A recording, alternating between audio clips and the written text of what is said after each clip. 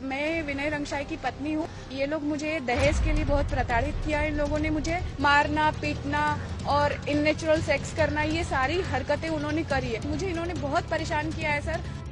मोहब्बत के जाल में फंसाकर एक और मुसलमान लड़की की जिंदगी बर्बाद करने का मामला सामने आया है। भगवा लव ट्रैप का शिकार होने वाली इस लड़की का नाम फरहत नाज़नीन है, जिसे एक हिंदू लड़के ने पहले मोहब्बत के जाल में फंसाया, उसका धर्म तब्दील करवाया, उसकी शादी की और अब दूसरी शादी करके उस घर से निकाल दिया। ये लड़की अब दर दर की ठोकर खा रही है।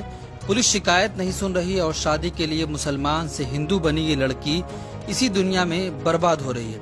मामला मध्य प्रदेश के अलीराजपुर का है, जहां फरहत नाज नाम की एक मुसलमान लड़की ने एक्साइज ऑफिसर विनय रंगशाही के साथ शादी कर ली।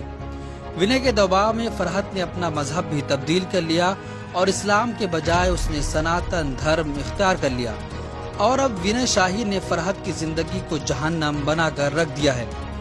फरहत का आरोप है कि विनय शाही ने उसको बच्चा पैदा नहीं करने दिया, हमेशा इसकाते हमल कराया और कहा कि बच्चा अभी पैदा नहीं होना चाहिए। फितरत के खिलाफ उसके साथ विनय ने सेक्स किया, सिर्फ जिस्म की आग बुझाया। कुछ सालों बाद उसने फरहत नाज़नीन से मुंह मोड़ लिया। और ये लोग मुझे दहेज के लिए बहुत प्रताड़ित किया इन लोगों ने मुझे। और हम 2009 से हम लोग साथ हैं। उसमें भी विनय रंगशाही ने शादी करने के लिए बहुत टालमटोल किया मेरे साथ और 2010 में मेरा अबॉर्शन भी कराया उसने। और मेरे को हमेशा मेंटली टॉर्चर, मारना, पीटना और इननेचुरल सेक्स करना, ये सारी हरकतें उन्होंने करी है। अब जब मैं सब चीज़ों से परेशान हो गई और सब मुझे इन्होंने बहुत परेशान किया है सर। वो एक्चुअली मेरे को मेरे घर से निकलवा दिया। मेरे मकान मालिक को बोला कि हम तेरे नाम से रिपोर्ट कर देंगे। मेरे घर पे मेरी मदर के यहाँ बालाघाट जाकर वहाँ पर भी इसने बहुत हंगामा किया। वहाँ पर भी इसने मतलब पूरे साक्ष्य छुपाना और साक्ष्य को नष्ट करने की कोशिश करी है। मेरे भाई को एक सीएसपी कोई इसका दोस्त है, कोई डीएसपी दोस्त है, कोई वकील, जी तीनों के सामने बैठा के बोला कि आर्म्स एक्ट में फंसाऊंगा, धर्मांतरण एक्ट में फंसाऊंगा और शराब रखने वाले एक्ट में तुमको फंसाऊंगा अगर तुम्हारी बहन ने मुझे तलाक नहीं दिया। तो उनको वहाँ बालाघाट में इतना दबाव बनाया कि मेरे भाई ने बेचारे ने, हमारे खानदान में कभी कोई पुलिस में आज तक कोई केस ही नहीं हुआ, मेरे भाई ने बेचारे ने डर के मारे उसको मेरी मैरिज सर्टिफिकेट दे दी और दूसरी लड़की के साथ शादी रचा ली, जिसे वो अपनी बहन कहता था और हर साल उसके हाथ पर राखी बांधता था। और अब वो फरहत पर दबाव बना रहा है कि तुम जहेज लेकर आओ, नहीं तो तलाक लेकर चली जाओ, तुम्हारे लिए हमारे पास कोई जगह नहीं है।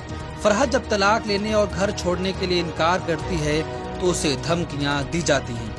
जी उन्होंने बोला कि हम इस मामले में आगे बढ़ रहे हैं और हम आपको डीआईजी साहब के पास वहाँ भेजेंगे। इसके पहले भी मैं आ चुकी, मैं फरियादी हूँ कि मैं क्या हूँ मुझे समझ में नहीं। तो मैं क्रिमिनल हूँ क्या जो मेरे साथ ऐसा बर्ताव हो रहा है? पुलिस मेरे साथ ऐसा बर्ताव क्यों कर रही है?